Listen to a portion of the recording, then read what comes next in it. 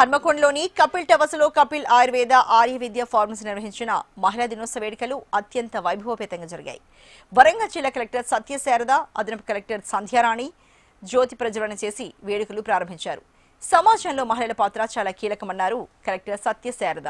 ప్రతి మహిళ కుటుంబ సేవకి అంకితం కాకుండా తమ ఆరోగ్యంపై దృష్టి పెట్టాలన్నారు. మహిళ ఆరోగ్యంగా ఉంటేనే ఆ ఇల్లు సుఖ సంతోషాలతో ఉంటుందన్నారు. మహిళా ప్రముఖులను కపిల్ ఆయుర్వేద సంస్థ నిర్వాహకులు సన్మానించారు. ఒక డే పెట్టాము అనేది అంటే somewhere women have forgotten themselves అని is what I believe basically, because most of the time women is always thinking about ఆమెతో ట్రావెల్ చేసే కంపానియన్స్ గురించే ఆలోచన చేస్తారు కాబట్టి.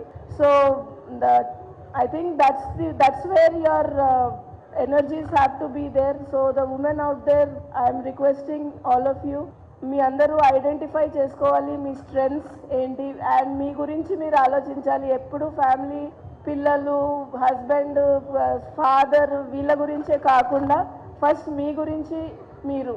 మీ ఎందుకు అంటున్నామంటే నేను నా గురించి ఆలోచిస్తున్నా, నేను ఎవరి కొరకు వెయిట్ చేయను, టైంకి అన్నం తింటాము, టైంకి మనం చేయాల్సిన పని. Because if women her self is strong psychologically, physically and financially, she can do wonders to the society, because women kunna resilient nature.